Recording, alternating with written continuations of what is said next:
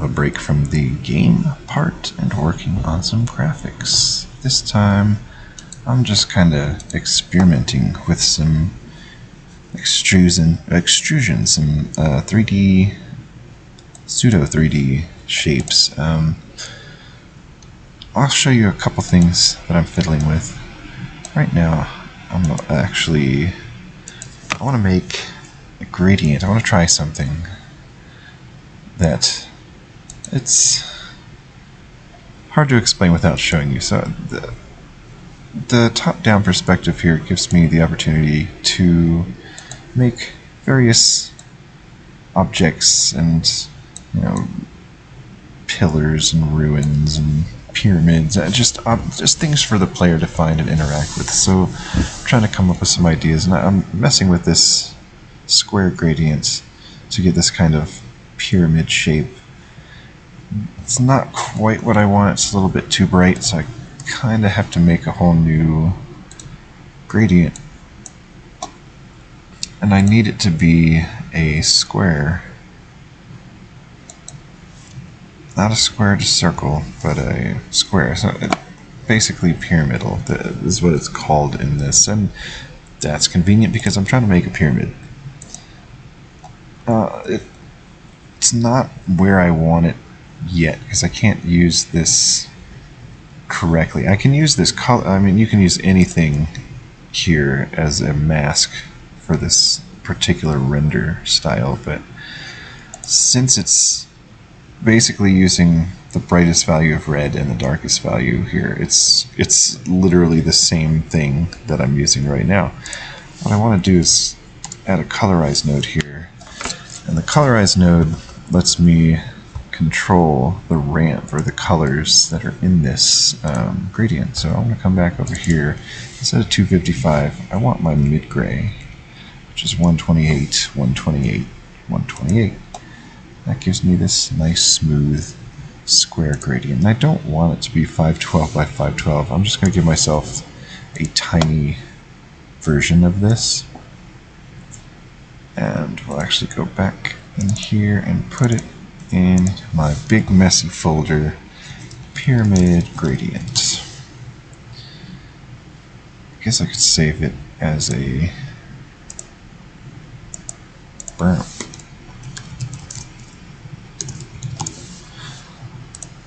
This program seems to like bitmaps and GIF files.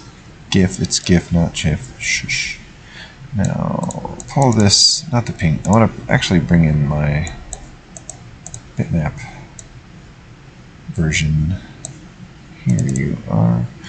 It's not much different. But the first thing I want to do is drag it over here. I can't drag it into one of these windows for some reason. Then you can drag it back over there. I want to change the size to 32 by 32.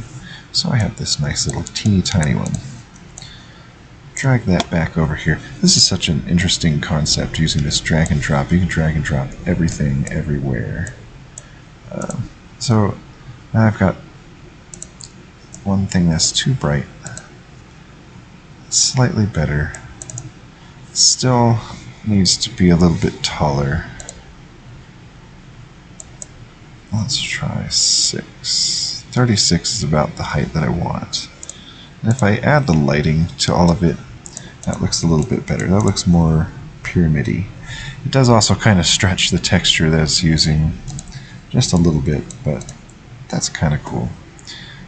If I want to fix that a little bit, I'm going to retile this so it's 64.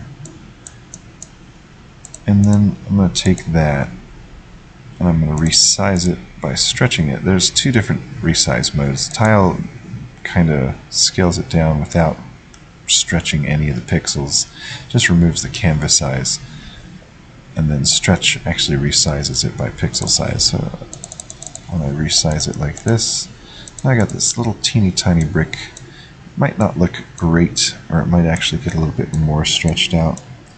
That's actually kind of worse. I want to see if I actually usually have to try a few different things sometimes just to get stuff to look correct. So actually keep it at 64 and try a 32 width. So it's already stretched. It's almost the same as what I had before, so that's not quite it.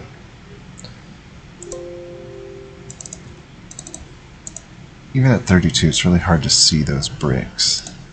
I can use different textures, and depending on the texture, it might end up looking too dark over here with the shading. And I can turn off the shading, but then it won't look great. I'll have to make another gradient to shade it. But the lighter the texture, the more, I guess the easier it is to see underneath the shading. So sometimes I just test a few different kinds. That's kind of like an okay stone pyramid. Not the greatest, not the worst. I want to make a few different kinds.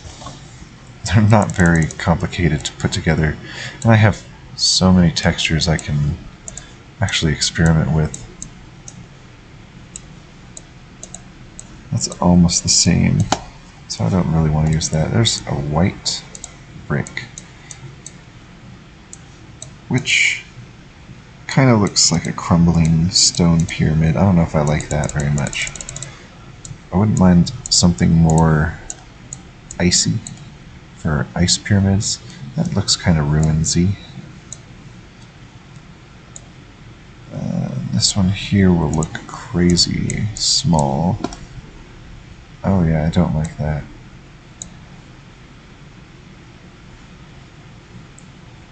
Can't retile those. I think I have some icy bricks somewhere. Icy bricks, where would you be?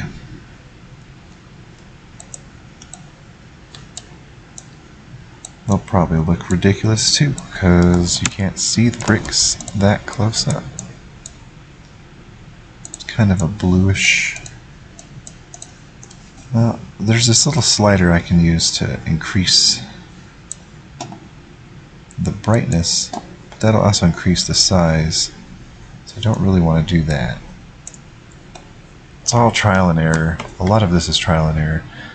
I know the program really well, but it's very it's very outdated and very particular. I have to do very certain specific things sometimes.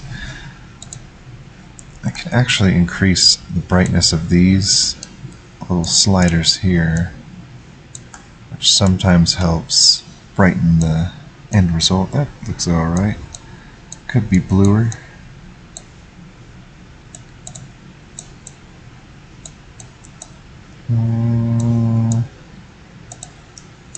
Try a more icy pyramid. That kind of fits better. Bye-bye. So I just want to make a couple small things. It's mostly just testing different render methods and stuff. So to make these little columns, I want to try and do some things like ruins and just some leftover structures, and they're going to be top-down. It's a much more simpler format for me to work with these graphics and quicker to put together. So let's say I go back over to the multi 2D here, and this is a weird feature. I'll just grab my circular texture here. That's a little bit weird. Should be extruding that dude. And I'm just going to drag this circle. So I've made a circle, and the way the program draws circles is usually incorrect. I actually have to do this quick trick where I reflect it left and right and then reflect it top to bottom, and it equals out all the sides. It's not symmetrical when you first draw it. Something I don't know if they ever noticed or worried about fixing, but I've got this circular brick texture. You can get a whole bunch of circular textures on my website at screamingbrainstudios.com, which I thought I had open. Screaming Brain Studios, look at the news for today. screamingbrainstudios.com. You can go to the downloads page, or you can go to itch.io or OpenGameArt there's a whole bunch of circular textures here you can grab. That's what I'm using right here. There's a whole bunch of circular textures just ready to go in my folder. So I've got this one brick texture. I'm going to go into my ancient bricks and grab this one. So right here where it says side, this is the side of anything that's extruded. This is a sidewall in the isometric rendering engine, and it's just, they're all named based on what they do. So this is the overlay 2, overlay 3 window, and this is overlay 1. This is the top wall or the floor, and this is basically the main wall. But since I'm in this particular render mode called multi 2D, it doesn't have a name for this one. It's just texture 1. So this is the texture that it's going to render wherever there's black in this mask here. So since this texture is already, I don't know, this is it's a pretty big texture. I want to try and find one that is, well, you know, I'll just use this one. It's hard to see the lines in the bricks when I start with a texture that big, so I sometimes like to try and start with something that's already smaller or tiled. So it's 64 by 64 tiles that have been duplicated, and I'll do a tile resize here. It's actually this one tile just 4 times, so I'll keep that and then resize that to 32, which I can see the lines much better. So I'll go back to my circular textures. I want to find a brick that's closer to this color, and I have so many that I'll probably be able to find one. This one's kind of close, not quite, but we'll drop that down to 32 and drop the brightness. That's actually kind of terrible, but it does give it sort of a rounded appearance when I render it. And if I click this extrude button here, I can set a depth, and it'll actually draw a column shape. That's not the right color. I need something a little bit more tannish. Try that. Not quite. But that kind of works if you look at it from the top. So it's got some curvature to the texture because I've got this little box ticked. Use complex mask makes it wrap the texture around the curve. If I turn that off, it actually tries to use this side texture on the right side and this side texture on the left side, which is not what I want. I just want it to wrap it around. So that'll use this texture right here. There's all these little windows with all these little dialogue options and stuff, and this right now is not important. Use multi-extrude will change nothing. It'll just extrude the black because that's the only thing that's in there. It will change my shader values because they're all preset, so that'll get darker, but it doesn't do anything to the actual shape.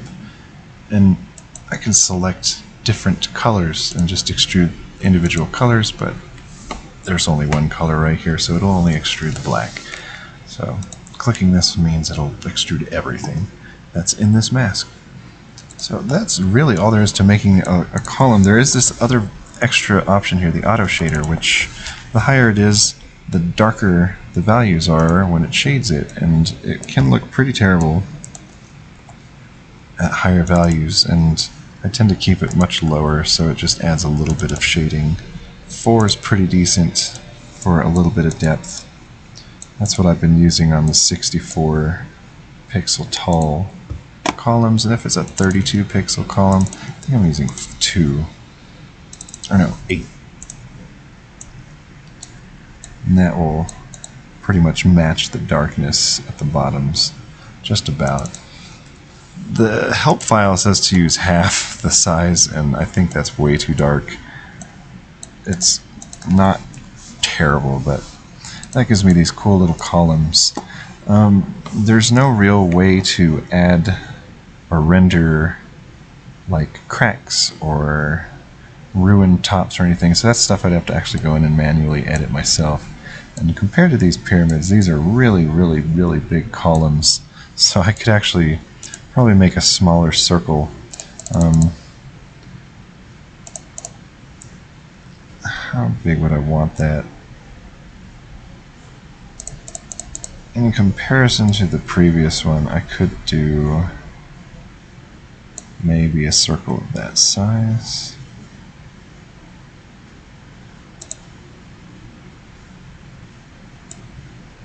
Right in the center. Yeah, that's not bad. Okay.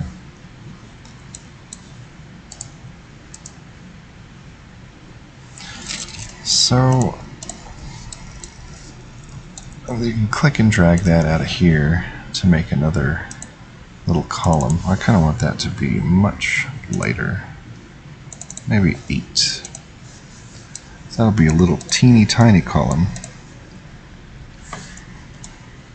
I don't know if that one looked any better, but nope. It worked better with these other bricks. And I'm going to make another one of those really tiny columns using my ancient brick. And the way I did that, this one's not a tiled texture already, but it's easier to just shrink down the bigger texture. Oops. I'll stretch it. Bigger texture so you can see the bricks. And that gives me this tinier version of these columns, which isn't too bad. What is that? 32. If I do 64, I want that to be 4. Slightly taller version. So you can make a whole bunch of different kinds of shapes, really, with this, and it's all a matter of what you draw in the mask editors. I can make a bunch of different shapes, like, say I wanted like a wall piece. I'll cut off some of the corners here just to have, I don't know, some curve. 1, 2, 3, 4. You know what? Oops. No.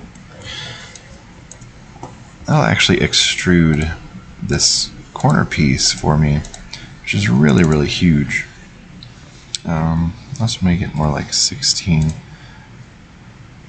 And the texturing on it doesn't look amazing because it's got a round top texture.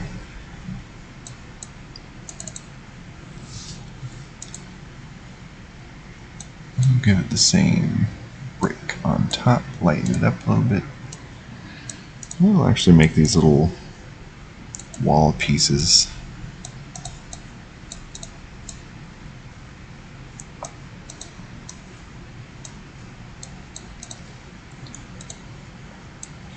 Which aren't amazing, but very simple, and they would work well with these tiles. You could put small walls up, and I could actually do this. It's really easy to just drag and drop, make these small sections. I think my snapping's not on anymore. Let's put it on 8.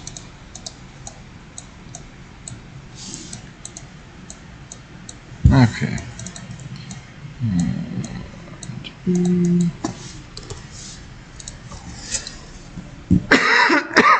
These will actually line up with each other.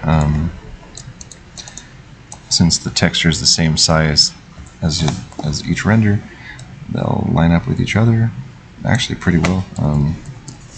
I'd have to do a whole bunch of different renders, and there's actually some processes that I do to make the texture specifically for the sides and the tops of these kinds of extrusions, because these are just very basic shapes. Normally there's a little bit more outlining. I've actually gone through, and there's more masks. The masks never end. There's layers and layers of more masks, but there's masks that I use to make the surface bricks so that they fit correctly within the surface or the dimensions of these walls or these little pieces. And if I undo that, I can grab my corner mask there.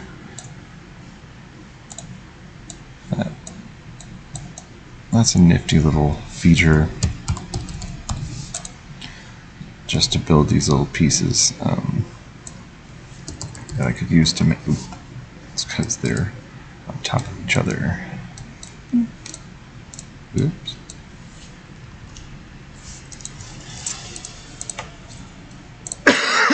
Excuse me. Squeaking around in my chair. So that's one way I can make these little pyramids and these little walls and shapes.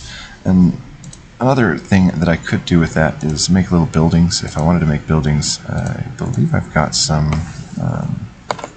somewhere in here. Building facades, modern facades. There's a lot of public domain textures. It's mostly what I work with. Public domain forever.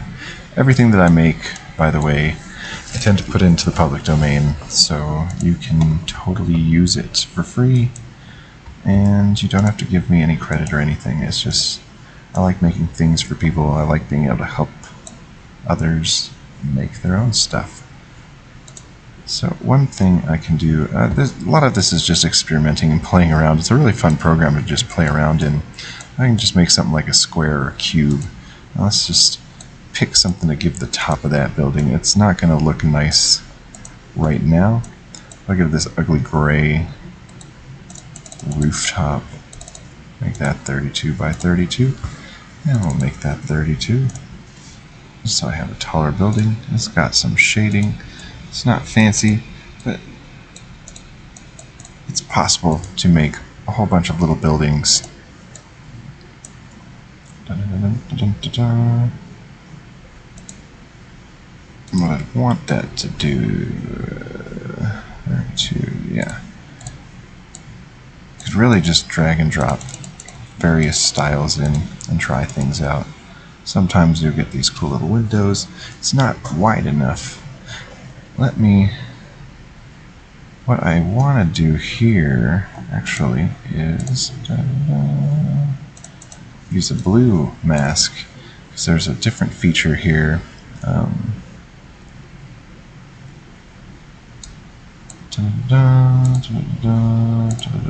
It lets you detect where the blue is, so the textures can be the right size, but I want the side to be this one and the top to be that one, but it's not correct.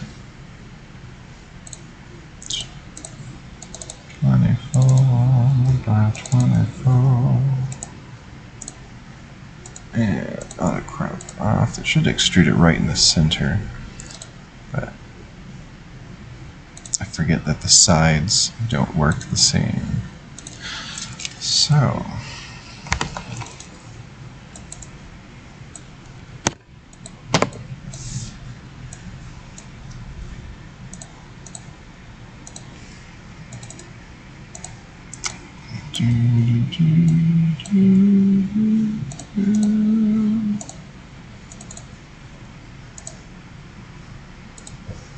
there we go. Extending the sides out. This looks weird here, but extending the sides out lets me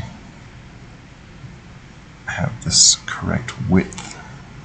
So there's some weird things that you'd have to do to render stuff in this, and that looks kind of terrible right now. But let's pull up some other masks here.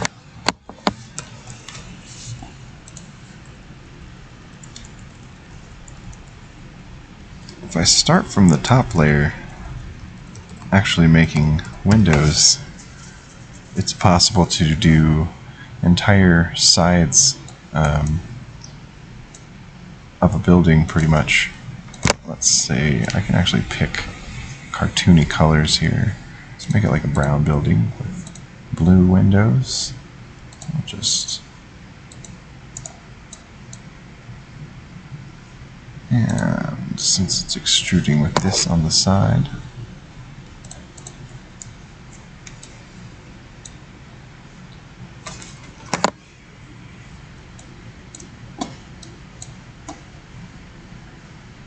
I want a full black square.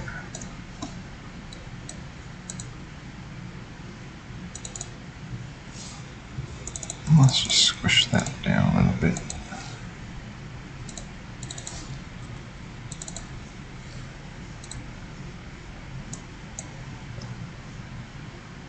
Bloop.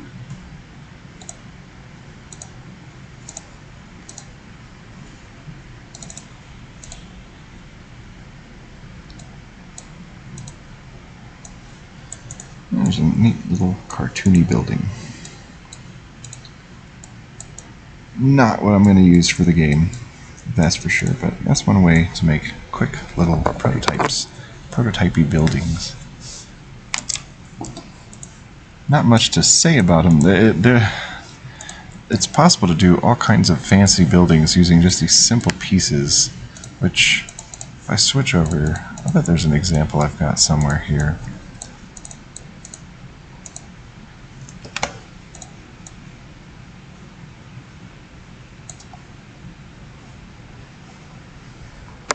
Yeah.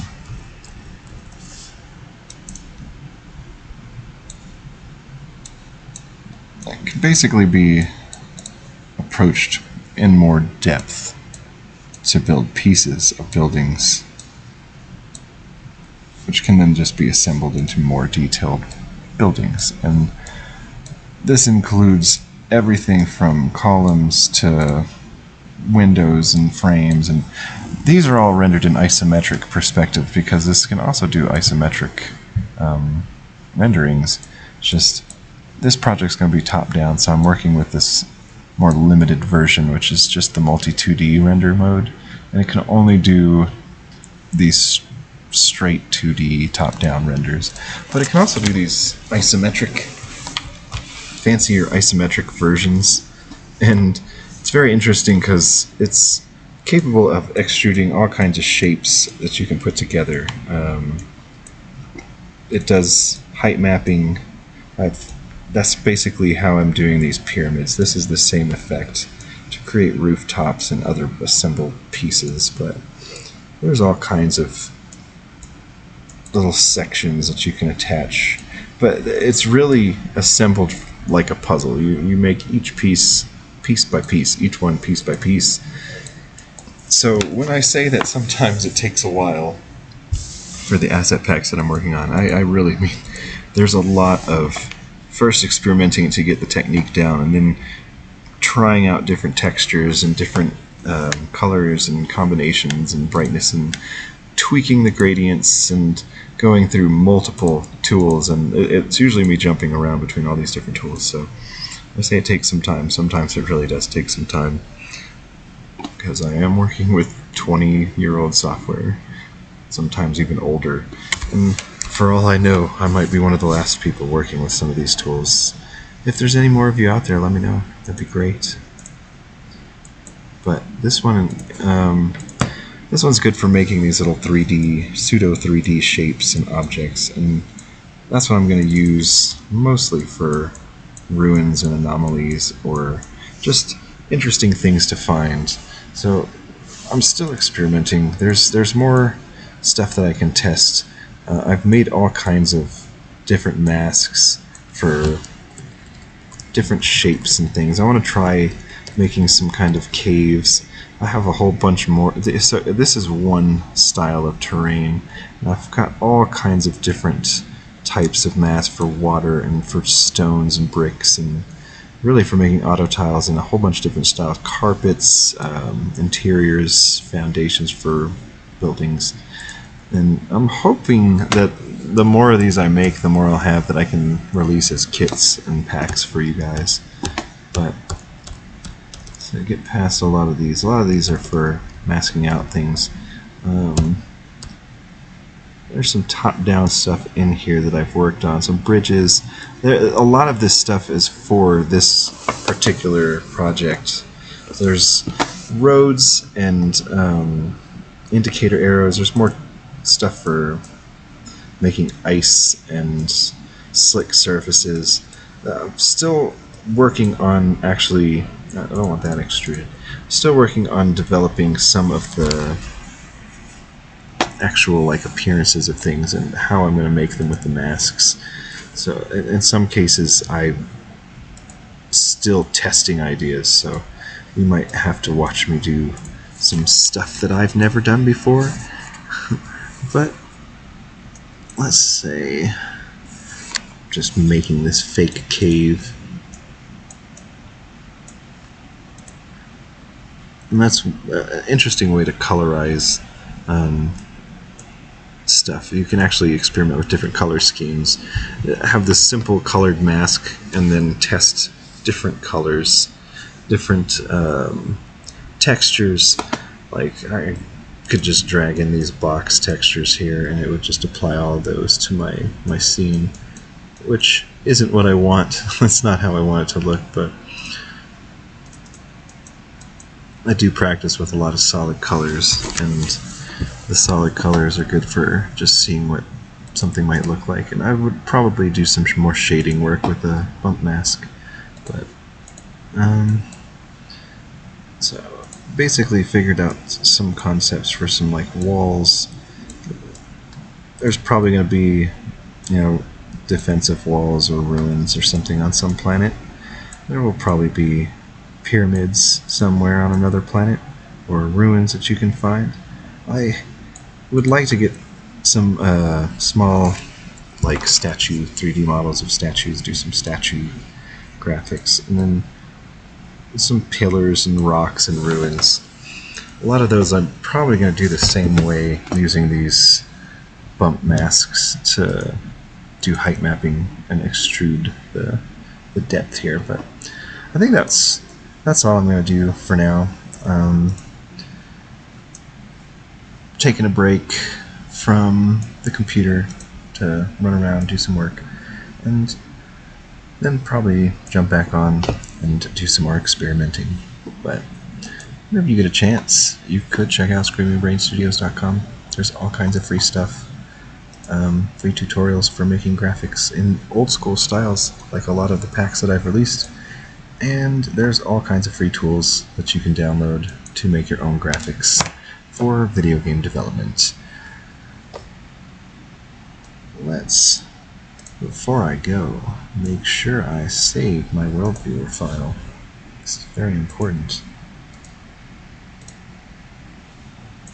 I believe it's going to be under Alpha Delta, my terrain tiles. And this will actually compile all that into one big folder. Okay, now that I know I'm safe and sound, I'm going to hop off.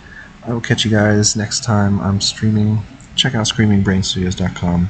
Thank you for watching.